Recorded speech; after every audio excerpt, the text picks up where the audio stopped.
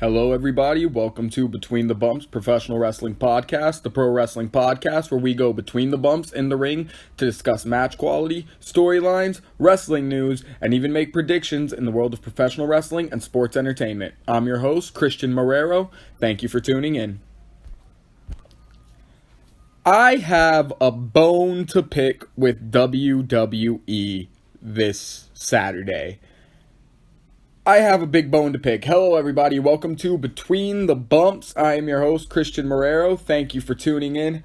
And I'm going to get right into it because this episode of Smackdown was a doozy.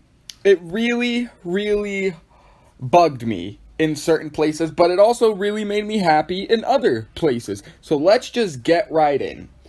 I have a bone to pick with WWE, as I said just a couple of seconds ago, because of the opening segment of Smackdown.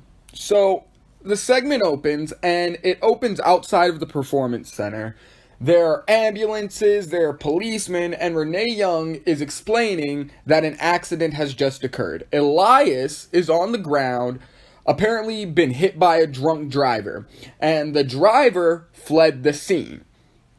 Now, the cops go into the rental car that was involved in the accident, and it turns out to be Jeff Hardy's rental car.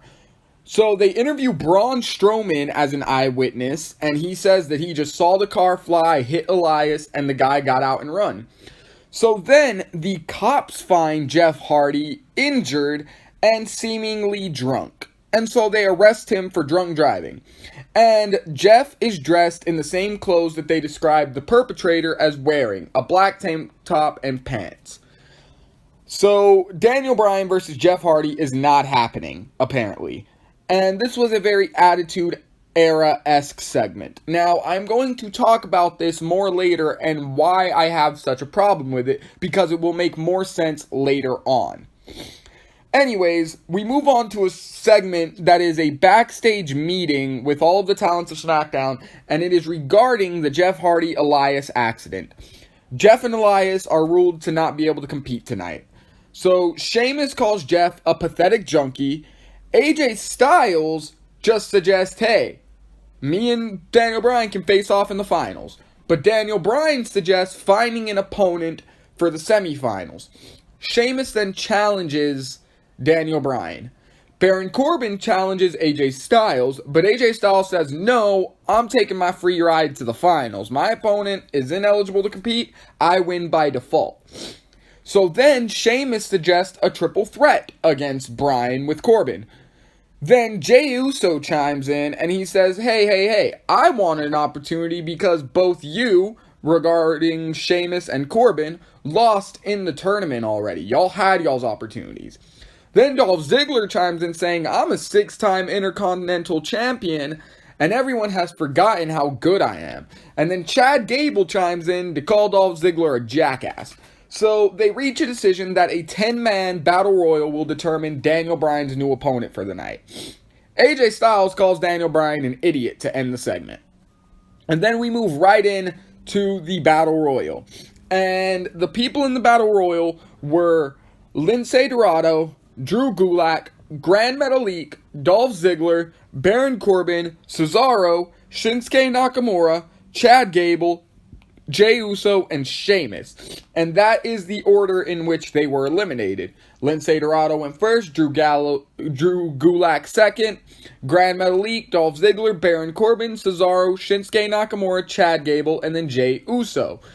And Sheamus wins. He goes on to face Daniel Bryan later. And in my notes, I wrote down specifically, we'll pass further judgment on this decision depending on what happens in that match with Daniel Bryan. So then we move on to a completely unrelated segment. We start continuing the show, and it is Sonya Deville cutting a backstage promo about her match with Lacey Evans. So Sonya pretty much just talks about how she's already taken out a Barbie blonde and she's willing to do it again. And so Lacey attacks Sonya from behind.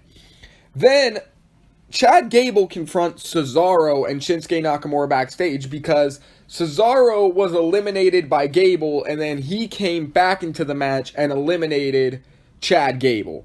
And Cesaro challenged Gable to a match. Gable attacks him and says that he accepts that challenge. So then we move in to Lacey Evans versus Sonya Deville. Lacey gets on all fours like an amateur wrestler to start the match to give Sonya a chance.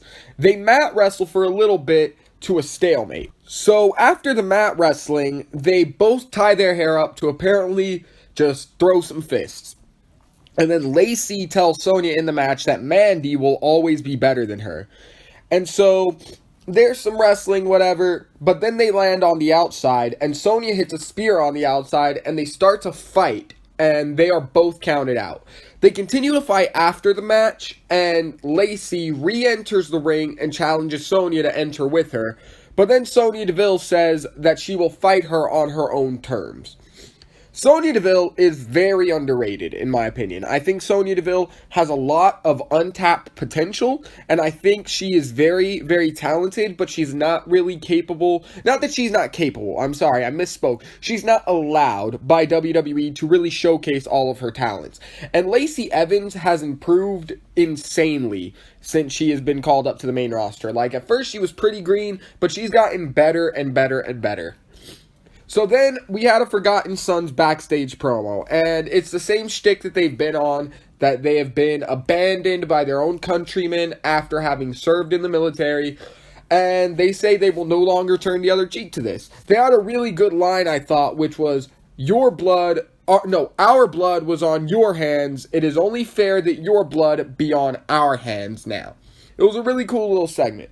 And then we see the New Day surprise Nikki Cross and Alexa Bliss backstage before their Moment of Bliss segment. And then we cut to commercial. And then we have the Moment of Bliss with the New Day, the Tag Team Champion Summit, when they return to the show from commercial. And props to Nikki, man. Nikki is just hilarious. She gets her character. She cracks me up. It made me chuckle because she was like dancing like Big E, just hip thrusting. It was really, really funny. So before the segment actually starts, Nikki gives the New Day a present, which is Scottish pancakes made by her nan. And then New Day gives Bliss and Cross coffee beans from Djibouti, and that is a quote, which Big E literally pulled out of his singlet. Bliss did not want to drink this coffee. So anyways, they start the actual interview, and Bliss asks the New Day if any teams on SmackDown stand out to them. And Kofi replies that the Forgotten Sons stand out to them.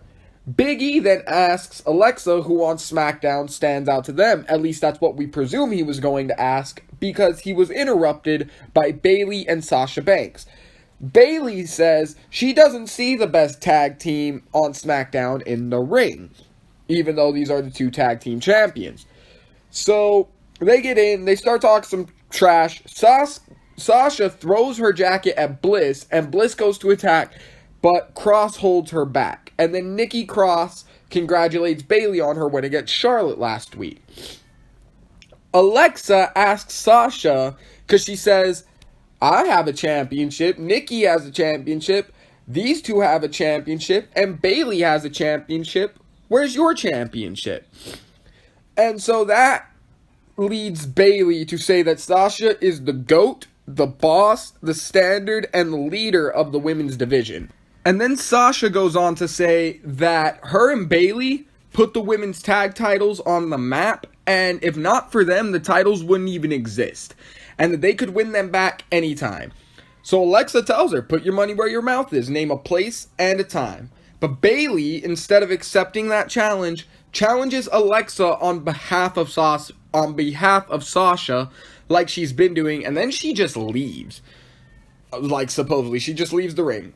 Bliss drop kicks Sasha to end the segment, and Sasha wasn't even dressed for a match. She was not in her ring gear. So then we transition into Alexa Bliss versus Sasha Banks with Nikki Cross and Bayley on commentary. There was some chain wrestling to start the match, multiple pin attempts in the beginning, and Nikki and Bayley just kept bickering on commentary. Nikki Cross is delightful on commentary. She cracks me up every time she's on commentary. Like, there was a really funny line where Bayley threatens to punch Michael Cole, and Nikki says, "No, don't you dare touch Michael Cole," and then just pats him on the little head. Like, Nikki Cross cracks me up. I want her on commentary a lot more often. I really do. When the situation calls for it, she's legitimately funny. So I think she should be put on commentary when the situation allows. So anyways, the match focuses heavily on their commentary. It wasn't a very long match. Bayley interferes when Bliss was setting up for Twisted Bliss, and Nikki tries to stop her, but she ends up pushing Nikki into Alexa, and Sasha wins after that interference. Now, what I was reminded of in this match above all else is that Sasha Banks is one of the best women in ring in all of wrestling, and that's just true. She's so good, and like, she's, you know, she was gone for a while, but I think it's a healthy reminder that aside from Charlotte, Sasha Banks is probably the best in-ring competitor of the women's division. She's really, really good. So then we transition into a match that was made earlier in the night, Chad Gable versus Cesaro, and I refuse to call Chad Gable Shorty G. I absolutely refuse it, because that man is an Olympian, and he's not even the shortest guy on the roster, so I refuse. His name is Chad Gable, and we will refer to him on this show exclusively as Chad Gable. So anyways, Gable starts the match very, very intensely. Very intensely. He starts attacking the left leg of Cesaro, because Cesaro has had issues with his left leg in the past. So Cesaro gains the upper hand for a little bit, and they go back and forth. This was a really good match. So anyways, the way the match ends, they enter the ending sequence, because this wasn't a very long match either. Cesaro goes for a gut-wrench superplex, but Gable lands on his feet, and he locks on the ankle lock. So Cesaro is able to escape, and he sets Gable up for a powerbomb. But Gable reverses the powerbomb and gets the pinfall for the victory. Now, both of these dudes are insanely talented, and they are so very underrated. I would love to see them in a 25-minute match. I think given 20 to 25 minutes, they could put on a 5-star classic. I really believe that. Like, I really, really do. They are really, really good. Then you have a backstage vignette, or just a vignette, of Otis and Mandy having a date by the pool. Now, Otis is amazing. He is funny, and he needs to be protected at all costs, just in life. I love Otis. He is one of the most entertaining parts of SmackDown, legitimately. He is legitimately one of the best parts of SmackDown. I look forward to whatever he's going to do every single week. So anyways, Otis decides, hey, I'm going to go get in the pool. Would you like to join me? But Mandy says, actually, I think I was going to take a little nap. So Mandy falls asleep, and she dreams about Otis seductively swimming and then making out with her. And just props to Otis for pulling this off. He was so funny in this segment. Like, it was really, really good. So in real life, outside of her dream, Otis hits a cannonball and just absolutely soaks Mandy, who wakes up from her, quote, amazing dream. She then enters the pool with Otis and makes out with him for real. Lucky Otis, right? Like, we can all just agree that we would all like to make out with Mandy Rose. But not only that, he's getting much deserved screen time, and he is doing so much more on SmackDown than I think any of us predicted he would be doing.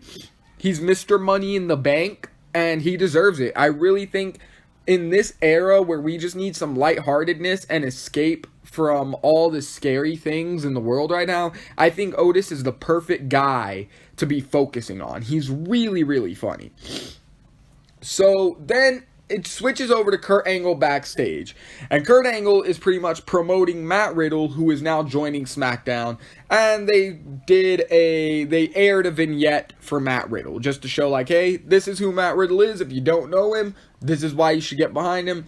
I'm very excited about this. I think Matt Riddle joining SmackDown is a very good choice. I think he will be able to, I think he'll be able to have a lot of success there, because not that he can't have success in NXT. I think his run in NXT has been pretty awesome, but I feel like he is just a guy who will fit with the quote-unquote main roster a lot better. I think SmackDown needs a guy like Matt Riddle, like a guy who can be legitimately funny, but also you can believe that he could kick your teeth in. So then we move on into the last segment, and this is where my bone to pick with WWE starts. So it starts with Kayla Braxton interviewing Sheamus backstage. Sheamus says that he has never won the Intercontinental title, and that when he does, he will become the first, and I quote, ultimate Grand Slam champion. I don't know what an ultimate Grand Slam champion is. I know what a Grand Slam champion is, but I don't know what an ultimate Grand Slam champion is. I don't know. I don't know what he means by that. Confused me, but that's not my bone to pick. So Daniel Bryan arrives, and he kicks Sheamus in the shin. Sheamus calls him a dirty bastard, and then we move into their match. So we move into Daniel Bryan versus Sheamus, and they do have a past because of the whole 18 seconds at WrestleMania thing. But here's my bone to pick. I was really, and I mean really, looking forward to Jeff Hardy versus Daniel Bryan. So why is this match happening? If you just wanted Sheamus in the tournament, just have him beat Hardy last week, or don't put on the match. This is what WWE does. They will book themselves into these positions. They will advertise for a whole week a potentially amazing match, and then just renege on it. And that bothers me. Like, it bothers me so much. Because I was so excited for Jeff Hardy versus Daniel Bryan. I'm not kidding when I say I have been looking forward to that match since last week's Smackdown. That is why I've been looking forward to Smackdown this week.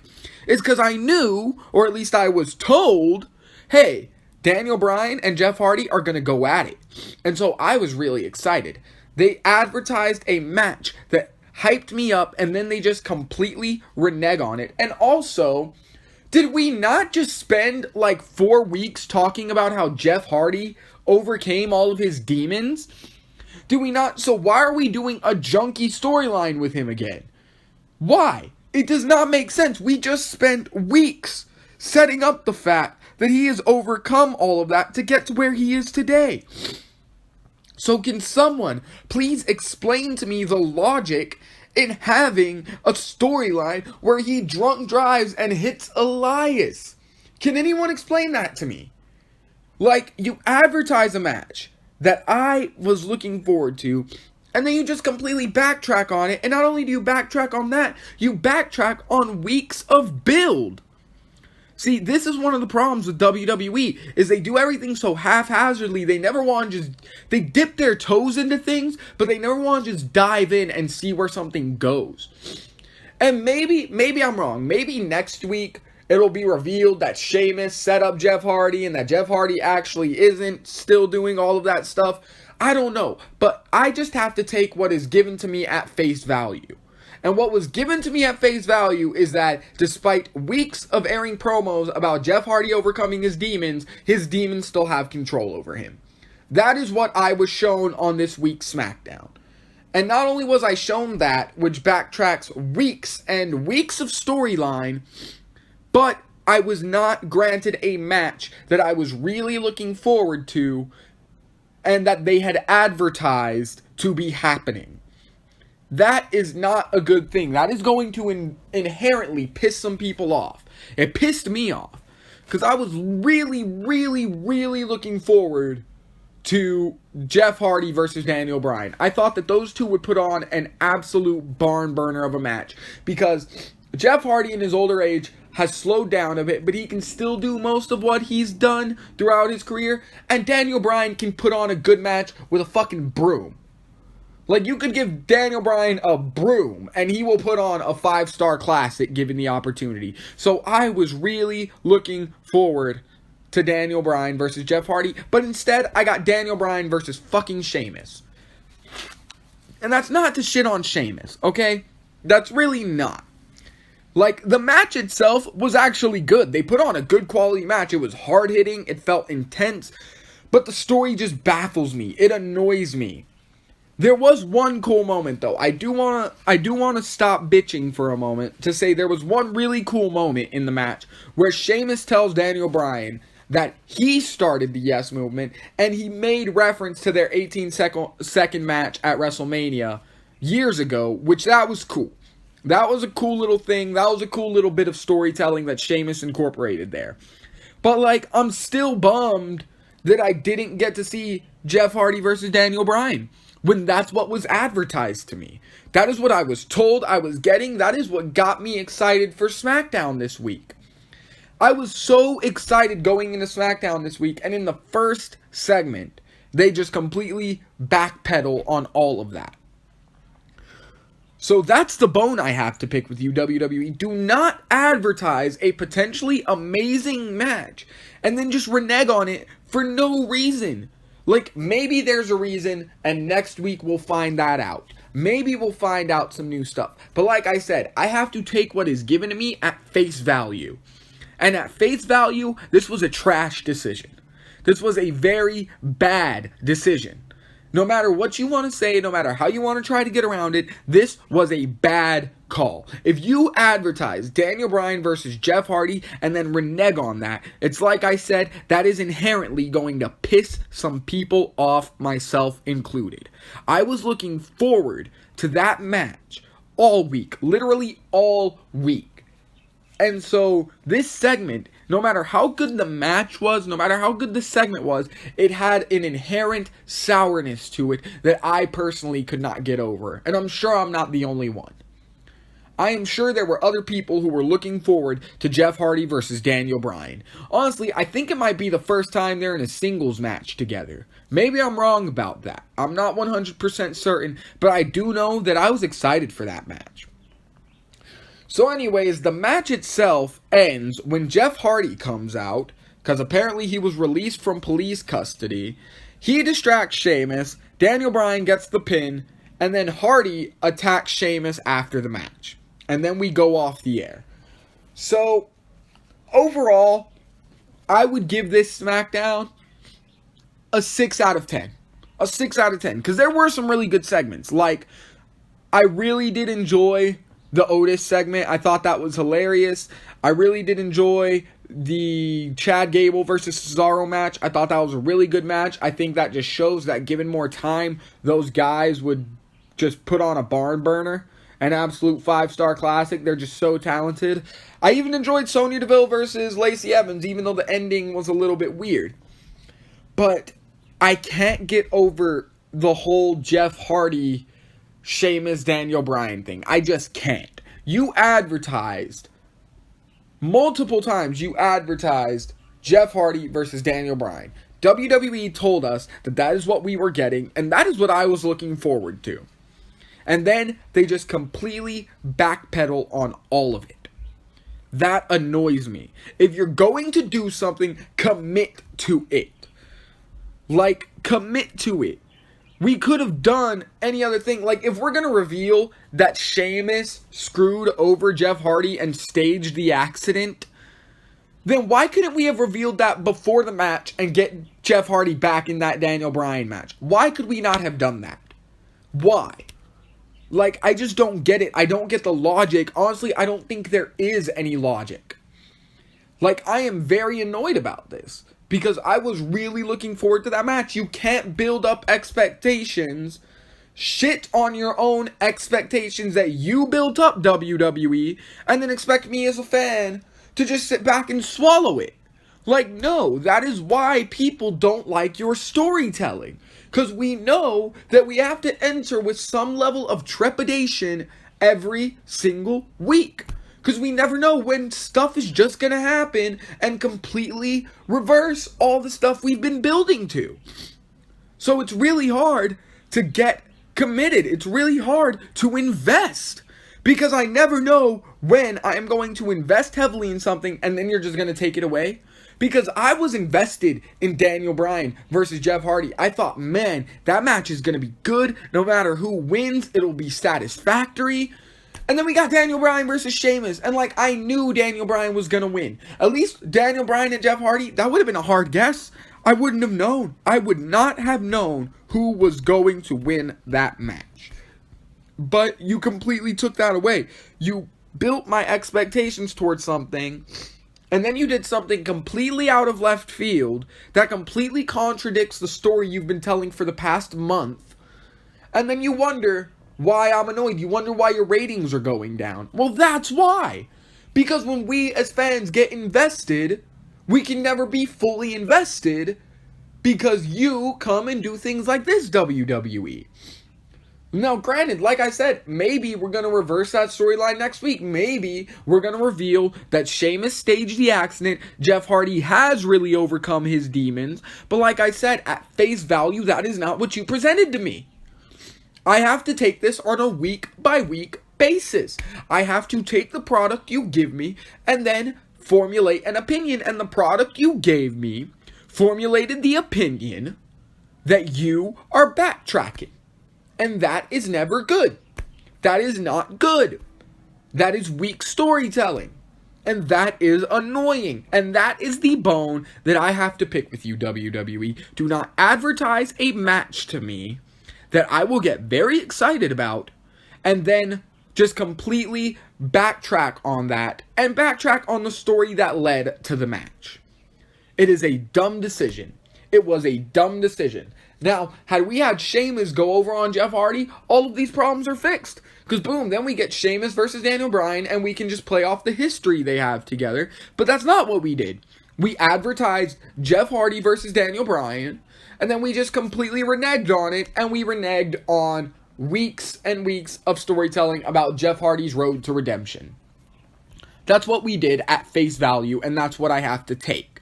Like I said, maybe next week, new information will be given to me and my opinion will change. But as of now, I don't have that information. That information is not available to me right now in this moment. In this moment, the information that I have is that you advertised Jeff Hardy versus Daniel Bryan.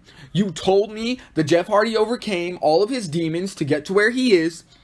And then you told me, actually, no, Jeff Hardy was drunk driving. Thus, his demons still have a hold of him. And you're not getting Jeff Hardy versus Daniel Bryan later. That is annoying, and that is the bone that I have to pick for this week's SmackDown. Hopefully, next week's will be better. But that whole wrench that you just threw into that storyline, it honestly really bugged me so much that had that not happened, SmackDown legitimately would have earned like a good 8 out of 10, 9 out of 10 from me. It really would have because it was a good show. Other than that. But the biggest segment, the storyline that we've built SmackDown around lately, was just completely shit on by WWE. How can I invest in that? How can I get behind that? Do you understand where I'm coming from? Do you get that? Am I just crazy here? Am I the only one sitting here being a negative Nancy and being pissed off about this? Maybe I am. Maybe it's just me because of how big a fan I am of Jeff Hardy and how big a fan I am of Daniel Bryan. Maybe it's just me, but I feel like it's not. I will venture to say that it is not just me, that there were other people out there who shared this sentiment with me. So WWE, I have some advice for you. Do not advertise a potentially amazing match if you are not going to deliver something even close to that match. Don't do it. Just don't do it. There's no reason to do it. There's none. We could have written this story millions of other ways. And it's like I said, maybe next week, and I even predict that next week something is going to happen to explain all of this. But as of now, like I said, I don't have that information, so I have to take what you have given me at face value, and I have to judge it accordingly. And the judgment I am passing is that you advertised a match that I was very excited for, and then you took it away. And not only did you take it away, but you took it away by backtracking on weeks of storyline. And that is annoying, and that is why I have a bone to pick with you, WWE. So, I think that's all I gotta say. I think I've gotten my point across. So, I don't know. Like I said, a 6 out of 10. Although I will say this too, SmackDown is significantly easier to get through just because it is 2 hours. I commented that on my AEW show about how 2 hours just fly by. That also applies to SmackDown. So SmackDown does get A little extra brownie points thrown in there because it's 2 hours and it is so easy to digest. I never feel like I'm getting tired throughout the show. So that is a very good thing. But, this episode was really hindered by that whole Jeff Hardy thing. It really was, in my opinion. I don't think we needed to do that. I really don't think we needed to do that. Like I said, it was very Attitude Era-esque, and I get why they're doing it, but I don't want that in my pro wrestling anymore. That era has passed. We're in a different era. We don't need to be doing things like that. We don't. I don't need you to play off of Jeff Hardy's personal demons. I don't. It's okay if you want to mention them and mention how he's overcome them. That will build him. But if you're just going to build to him overcoming them, and then just renege on all of it and have him fall back into his previous ways, what was even the point? What was the point? So, that's it, guys. That is the bone that I had to pick with Smackdown this week. Like I said, other than that, there were really good segments on the show. There really was. It was not an awful show. It was a good show hindered by an awful segment. And like I said, the match itself wasn't bad. Sheamus and Daniel Bryan are both very talented. They put on a great match. It was very hard-hitting, very physical. I actually enjoyed the match itself. It's just that the storyline around the match is what gets to me and what really bothers me. So that's it, guys. I'm sorry that I spent this episode ranting and raving and honestly a little bit angry. But that's how Smackdown made me feel. So, that's it, guys. Well, you guys, this has been Between the Bumps Professional Wrestling Podcast, the pro wrestling podcast where we go between the bumps in the ring to discuss match quality, storylines, wrestling news, and even make predictions in the world of professional wrestling and sports entertainment. I'm your host, Christian Marrero. Thank you for tuning in. Stay safe, and I'll catch you guys later.